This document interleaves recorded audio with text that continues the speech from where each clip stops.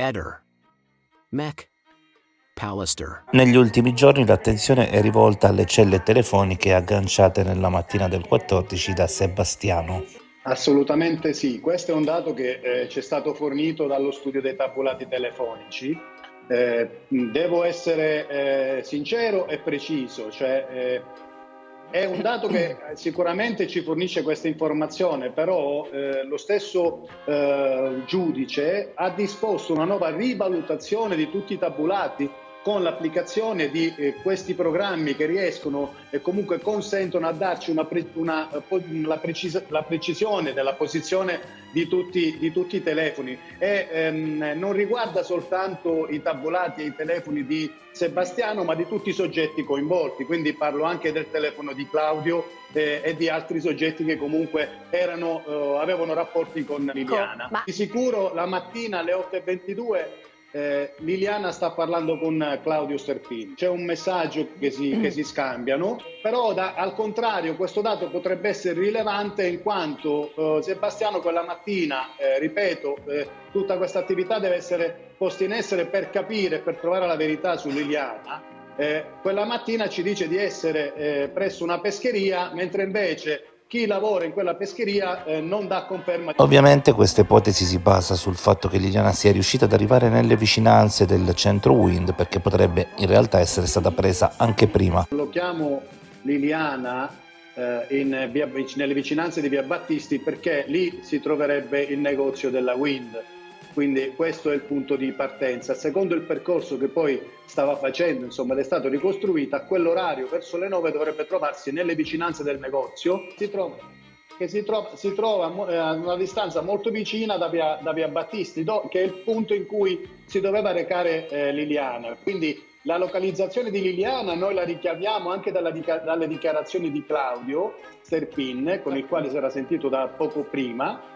Mentre invece i movimenti che fa Sebastiano dai tabulati che riguardano il telefono di Sebastiano. Vorrei aggiungere una cosa, un aspetto che secondo me è degno di nota.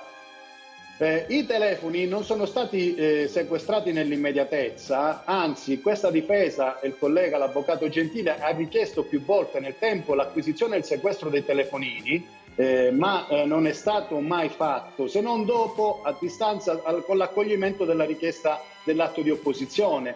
E uno di questi due telefonini era stato anche, quelli di Sebastiano, mi riferisco a quelli di Sebastiano, era stato dato in dono, regalato ad un'amica ed era stato anche resettato. Non dice nulla, non è nulla, però potrebbe poi impedire i nuovi accertamenti che si stanno eseguendo. Io mi auguro che non sia così, però il telefonino che era stato utilizzato poi per quelle riprese a GoPro era stato, da quello che emerge, insomma, è stato regalato a distanza di mesi, ma lo poteva fare legittimamente Sebastiano, perché non c'era nessun sequestro. Però non era stato invece accolta da parte nostra, insomma il giudice non aveva, né il pubblico ministero né il giudice avevano accolto la richiesta di sequestro, e questo telefono era stato dato in regalo ad una conoscente di Sebastiano, da Sebastiano, e questa signora si è sentita in obbligo e ha fatto molto bene di portarlo alle autorità per dire: guardate che mi è stato regalato, ma non si capisce neanche il motivo per il quale viene fatto questo regalo, però il telefono era stato resettato ed era stato cancellato qualsiasi dato.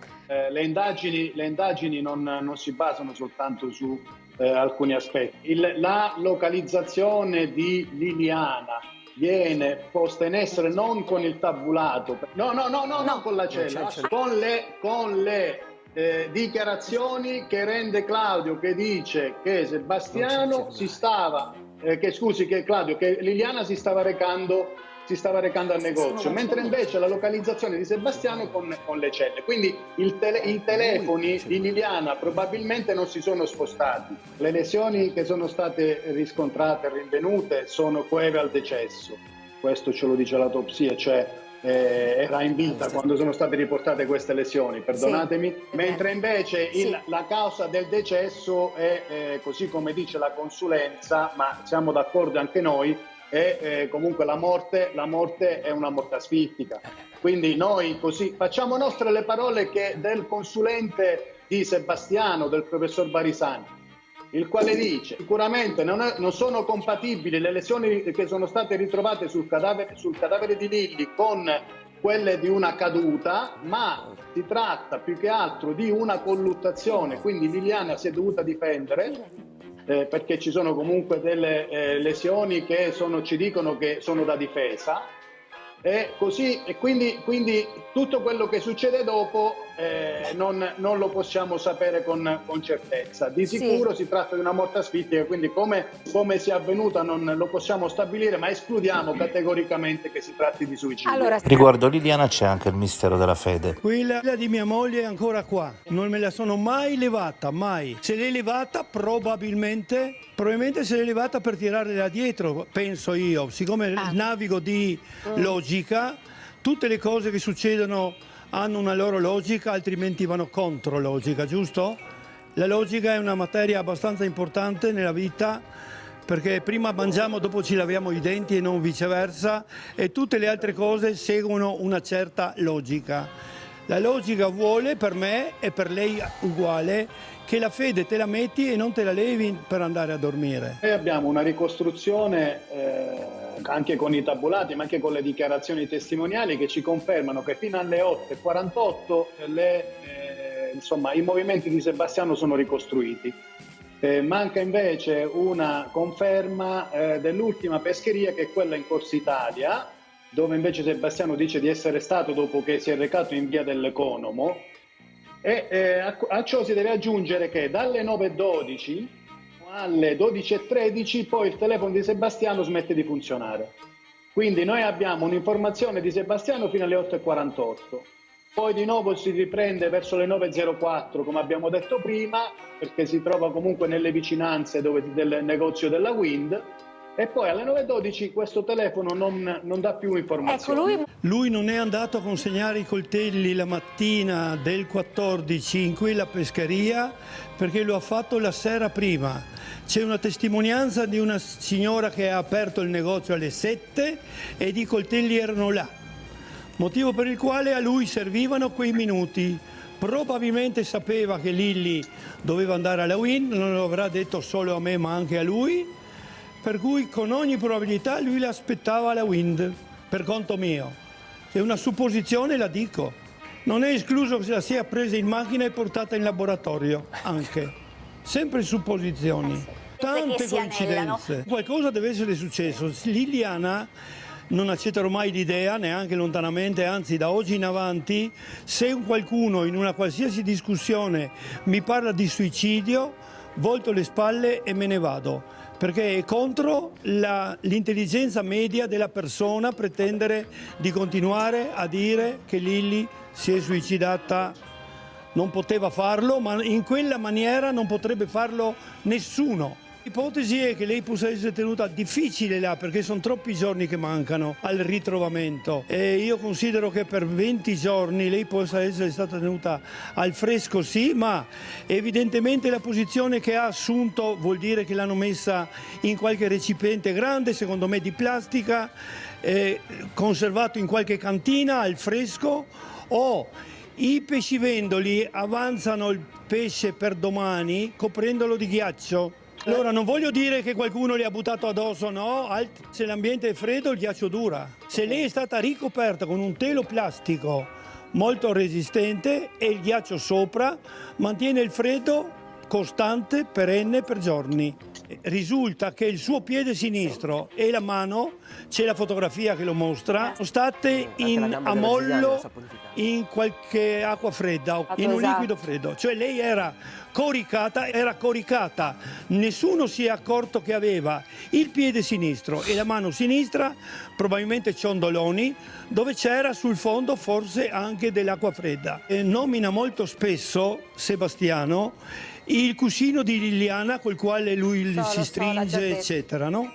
Il cuscino di Liliana da casa è sparito perché quello che si vede adesso nelle trasmissioni, le foto che circolano, è un altro. Il cuscino di Liliana era un 50x70. È sparito il cuscino. Il secondo telefono di Liliana, il 12 dicembre, smette di fare ricerche internet. Saranno cose che comunque dovranno dire la procura, gli inquirenti, cosa che sappia io, scusa. Per cui tu, pur essendo lì in prossimità del telefono, non hai idea di cosa sia accaduto. No, scusa un attimo, ogni giorno tirano fuori qualcosa, dai, per favore, c'è un po' di queste cose, dai, cioè, cerchiamo di essere onesti, no? Ma cosa vuoi che sappia io che comunque i telefoni erano là e sono venuti a prenderli quando hanno deciso loro?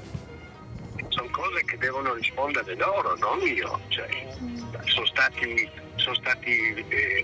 visionati, sono stati scaricati. Ma insomma di queste cose si occupa chi fa le indagini, no? Adesso che venga fuori ogni giorno una storia nuova, è stata fatta un'inchiesta. E quindi tu cosa pensi? Non me ne frega niente, non me ne frega niente cosa penso e cosa dico. Non mi importano le chiacchiere e la telenovela che ancora oggi, dopo 2 anni e mezzo, è ancora in atto. Allora A me importerebbe che mi venisse dato modo di parlare di come sono arrivato alle conclusioni a cui sono arrivato. La mia idea collima perfettamente con le risultanze che ha tratto il GIP dai notti. È stato un omicidio avvenuto di prossimità. È chiaro il riferimento. Se è avvenuto di prossimità, guarda le persone che sono ruotate attorno, diciamo da quando Liliana è scomparsa ad oggi, me compreso. Nel senso, no? Dal primo minuto continui a sottolineare me compreso, me incluso, come se tu volessi mandare un continuo indizio agli inquirenti che però purtroppo non ti vogliono considerare. Io inviterei veramente a fare un ragionamento globale su quanto è successo a Liliana, senza che ogni 5 minuti venga fuori qualche stupidaggine detta dall'uno o dall'altro che crei sospetti che insomma non hanno ragione di esistere. Se si vuole fare un'inchiesta su quel che è successo a Liliana, si ragiona seriamente e non con ogni giorno una buttata da una parte o dall'altra. A chi ti riferisci? Faccio i nomi e cognomi, ma non andiamo avanti con questa storia. I nomi e cognomi riguardano le persone di prossimità. Inutile che adesso andiamo a sbilanciarci a destra e a sinistra. Qualcuno uccide Liliana e poi fa ritrovare il corpo. Perché qualcuno aveva interesse nel far ritrovare il corpo? Come perché? Perché comunque a chi serviva che il corpo venisse ritrovato? Ovviamente a Sebastiano, se non restava in braghe di tela. Chi serviva? Sebastiano? E ci puoi dire anche perché. Ma lo dico, serviva a Sebastiano, perché comunque lui poteva ritirare la pensione, avere tutte le questioni che riguardavano una persona morta sicuramente, se no bisognava aspettare 10 anni per la morte presunta. Eccolo, io ho dubbi su tutte le persone che il GIP ha attenzionato, tutte le persone, me compreso. Interessante, hai dubbi su te stesso, poiché tu sai cosa hai fatto. Se tu dubiti di te stesso, sai che potresti allora aver fatto qualcosa che non doveva essere fatto. Anche su di me? Sì, no, ma io non posso avere dubbi su di me. Intanto che parliamo, vuoi un altro drink? Forse un certo languorino? Può stare un attimino zitto? Si dice una cosa del genere al tuo maggiordomo. Per me può essere anche il Papa. A quanto pare tu invece staresti pensando che è stato fatto trovare il corpo perché, poiché questo era utile a Sebastiano, far ritrovare il corpo, avrebbe spostato i sospetti su Sebastiano incastrandolo. Pare che sia proprio così, perché comunque dal pomeriggio del 14 dicembre del 21 si è coalizzato un gruppo di persone che hanno continuato a puntare, lo fanno ancora oggi, contro Sebastiano. Quindi secondo la tua logica la banda degli onesti uccide Liliana per avere i suoi soldi, ma poi fa ritrovare il corpo per incastrare Sebastiano, e invece facendo così fa sì che Sebastiano abbia i soldi. Dei fenomeni. Una vittoria alla Pirro. Volevano incastrare Sebastiano e invece lo hanno reso ricco, secondo te. Contro Sebastiano. È chiaro che da subito c'è stato un gruppo di persone e che funziona ancora oggi, che spingono per sospettare Sebastiano. Certo che se il corpo è stato messo lì, e di questo non ci piove, questo creava sospetti sicuramente su Sebastiano, ma questi sospetti potevano essere anche, diciamo, fomentati. Ehi, non dimenticare di iscriverti a questo canale.